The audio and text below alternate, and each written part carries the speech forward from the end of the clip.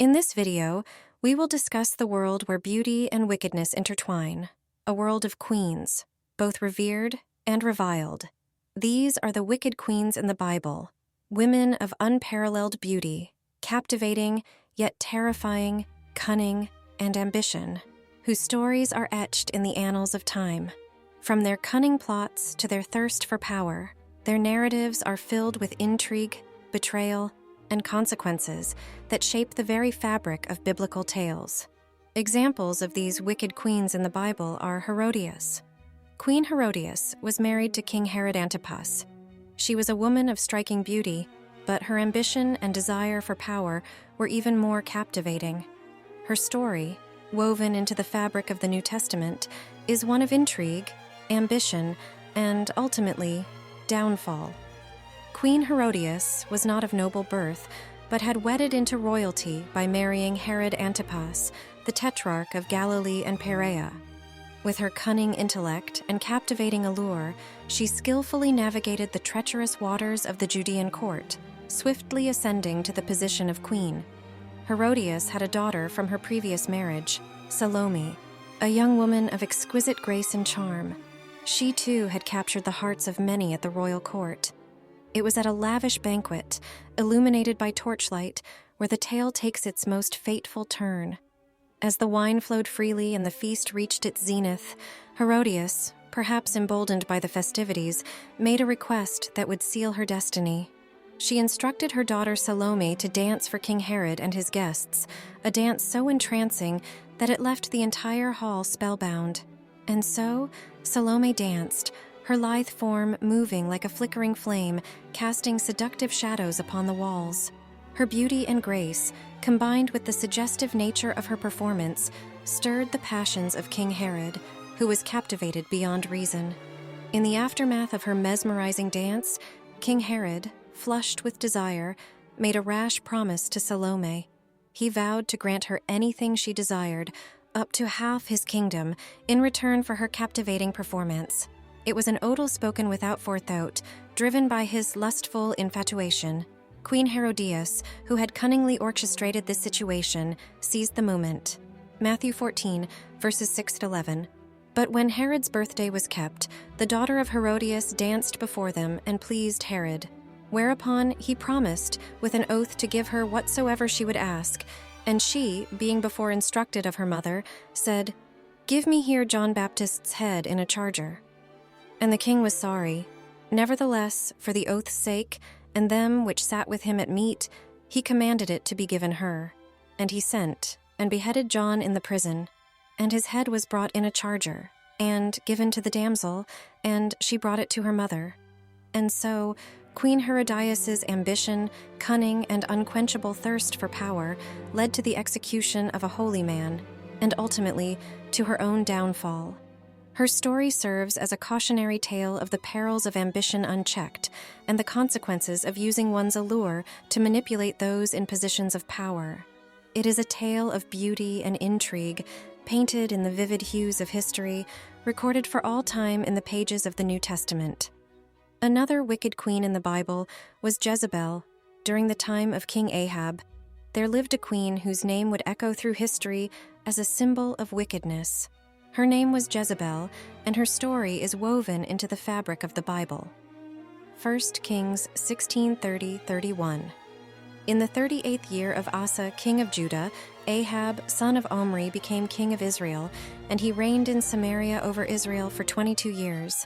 Ahab, son of Omri, did more evil in the eyes of the Lord than any of those before him. Jezebel hailed from the city of Sidon, a place far from the traditions of Israel. She brought with her not only her beauty, but also the worship of foreign gods, particularly the god Baal. Queen Jezebel introduced Baal worship to the Israelites and sought to erase the worship of the one true God, Yahweh.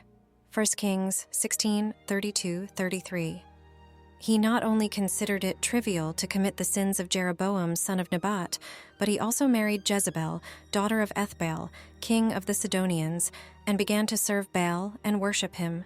Jezebel's reign was marked by her ruthless pursuit of power and her zealous promotion of Baal worship. She ordered the construction of temples and altars to Baal and even persecuted the prophets of Yahweh.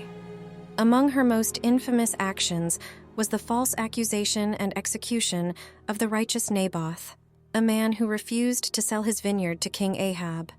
Naboth, a man of unwavering faith and integrity, had refused to sell his vineyard to King Ahab, despite the king's persistent and tempting offers. This vineyard, nestled on a fertile hill near the palace in Jezreel, held sentimental value for Naboth. It had been passed down through generations of his family, and he saw it as a sacred trust from God. He knew that selling it to the king would not only be a betrayal of his ancestors, but also a violation of God's commandments regarding ancestral land. Leviticus 25-23. The land must not be sold permanently, because the land is mine, and you reside in my land as foreigners and strangers. King Ahab, on the other hand, coveted Naboth's vineyard for its proximity to his palace and the lush grapes it produced. His desires were inflamed, and his disposition darkened when Naboth's refusal proved unyielding. 1 Kings 21:4. So Ahab went home, sullen and angry, because Naboth the Jezreelite had said, "I will not give you the inheritance of my ancestors." He lay on his bed, sulking, and refused to eat. It was then that Queen Jezebel, ever scheming and ruthless, devised a wicked plan to obtain the vineyard for her husband. She wrote letters in the king's name, sealed with his royal seal, and sent them to the elders and nobles of Jezreel. In these letters, she ordered a false accusation against Naboth, accusing him of blasphemy against God and the king. 1 Kings 21:8-10. In the letters, she wrote, "Proclaim a day of fasting and seat Naboth in a prominent place among the people, but seat 2 scoundrels opposite him and have them bring charges that he has cursed both God and the king. Then take him out and stone him to death." Jezebel's cunning plan was executed with precision. The elders and nobles, fearful of the king's wrath, followed her instructions. 1 Kings 21:13. Then 2 scoundrels came and sat opposite him and brought charges against Naboth before the people, saying, "Naboth has cursed both God and the king." So they took him outside the city and stoned him to death. Naboth's righteous blood cried out to God for justice, and it did not go unheard. The prophet Elijah, God's faithful servant, confronted Ahab with a divine message of judgment for his role in Naboth's murder. 1 Kings 21:19. Say to him, "This is what the Lord says. Have you not murdered a man and seized his property?" Then say to him, "This is what the Lord says. In the place where dogs licked up Naboth's blood, dogs will lick up your blood. Yes, yours." Jezebel's actions brought divine judgment upon her house, as prophesied by the prophet Elijah. King Ahab died in battle after being wounded by a random arrow. He was propped up in his chariot as he bled to death. As the day wore on, his blood soaked the chariot, and when he died, the chariot was washed at a pool in Samaria. Dogs came and licked up his blood, fulfilling a prophecy delivered by the prophet Elijah. Jezebel's life also came to a tragic end when Jehu, a commander in Israel's army, led a revolt against the house of Ahab. 2 Kings 9:30-37. Then Jehu went to Jezreel. When Jezebel heard about it, she put on eye makeup, arranged her hair, and looked out of a window. As Jehu entered the gate, she asked, "Have you come in peace, you Zimri, you murderer of your master?" Jezebel's life concluded in a dramatic fashion, as she was thrown from a window, trampled by horses, and her remains were consumed by dogs, fulfilling the prophecy of Elijah.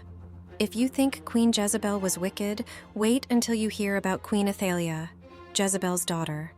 While Jezebel's name is often synonymous with treachery and deceit in the Bible, Athaliah's own tale of darkness and betrayal is equally chilling. Athaliah's story unfolds in the annals of ancient Judah and is a harrowing testament to the lengths one would go to seize and maintain power. The death of King Jehoram, Athaliah's husband, sent ripples of uncertainty throughout the kingdom of Judah. With the passing of the king, his son, Ahaziah, ascended to the throne. However, Ahaziah's reign was to be short-lived, marked by tragedy and turmoil. Ahaziah's brief rule was marred by a series of ill-fated decisions. The young king, influenced by his mother Athaliah, walked in the wicked ways of the house of Ahab. Together, they pursued idolatrous practices and abandoned the worship of the God of Israel, drawing the wrath of divine judgment. 2 Chronicles 22, 7-9, NIV.